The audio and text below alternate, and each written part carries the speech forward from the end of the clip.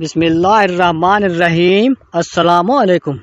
ابن عربی کہتے ہیں کہ حجاج بن یوسف کے عہد سلطنت میں قبیلہ بنی حنفیہ میں حجدر بن مالک نامی ایک بڑا ڈاکو تھا۔ سینکڑوں قتل و غارت کر چکا تھا۔ جب اس نے اہل حجر پر ڈاکہ ڈالا تو حجاج بن یوسف کو اس کی اطلاع ہوئی تو حاکم یمامہ کو ڈانٹ کر خط لکھا کہ تو یہ کیا کر رہا ہے، اب تک اس کا انتظام کیوں نہیں کیا، فوراً حجدر کو گرفتار کر کے ہمارے پاس بھیج دو۔ حجاج کے قہر و غضب اور قہر مانی حکومت کے خوف سے لوگ تو ویسے ہی تھر تھر کانپتے تھے۔ خط پہنچا تو حاکم یمامہ کو اپنی موت نظر آ گئی۔ قبیلہ بنی مرعود دینی حنظلہ کے ہوشیار اور بہادر لوگوں کو بلا کر ان کے لیے ایک بڑا انعام مقرر کیا۔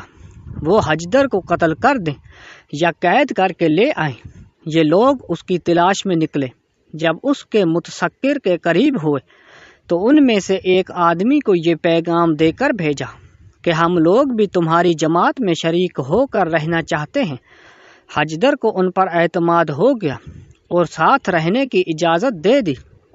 یہ سب لوگ حجدر کے ساتھ رہنے لگے، یہاں تک کہ ایک روز موقع پا کر اس کو باندھ لیا اور حاکم یمامہ کے پاس پہنچا دیا۔ حاکم یمامہ نے انہی لوگوں کے ساتھ حجاج کے پاس روانہ کر دیا اور ان لوگوں کی مسائی بلیغہ کا حال حجاج کو لکھ بھیجا۔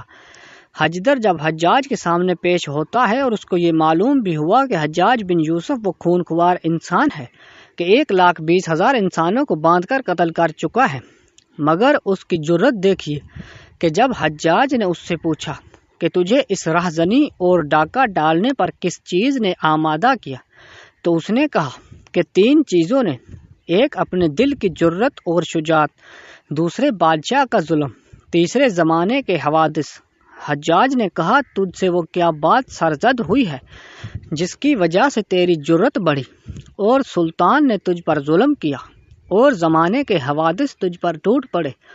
حجدر نے کہا کہ امیر مجھے آزمائے تو مجھے بہترین سیاسی شہسوار اور اپنی رعیت میں سب سے زیادہ خیر خواہ پائیں گے، اور یہ اس لیے کہ جب کبھی کسی سے میرا مقابلہ ہوا ہے تو میں نے اپنے آپ کو اس پر غالب پایا۔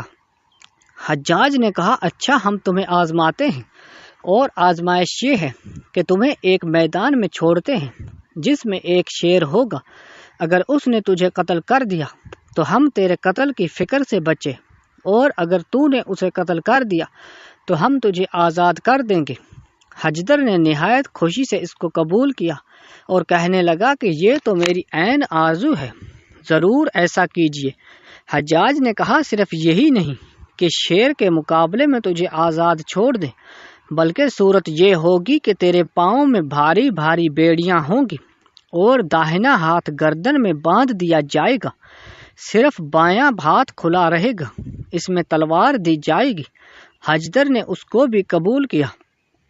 حجاج نے شیر کے آنے تک حجدر کو جیل خانے میں قید کر دیا اور اپنے ماتحت حاکم کو حکم دیا کہ ایک شیر کہیں سے گرفتار کر کے لایا جائے۔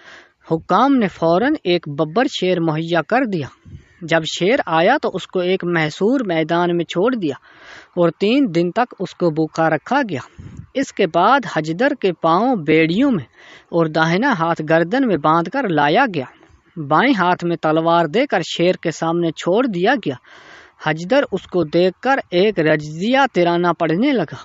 جب شیر نے اس کو دیکھا تو نہایت زور سے دھڑکا اور انگڑائی لے کر حجدر کی طرف بڑھا۔ جب شیر بالکل قریب آ پہنچا اور ایک نیزے کا فاصلہ رہ گیا تو حجدر نے زور سے جست کی اور اس زور سے شیر پر تلوار کا وار کیا کہ ایک ہی وار میں شیر ختم ہو کر زمین پر گرا، اور ادھر حجدر پیروں کی بیڑیوں کی وجہ سے پیچھے کو جا پڑا۔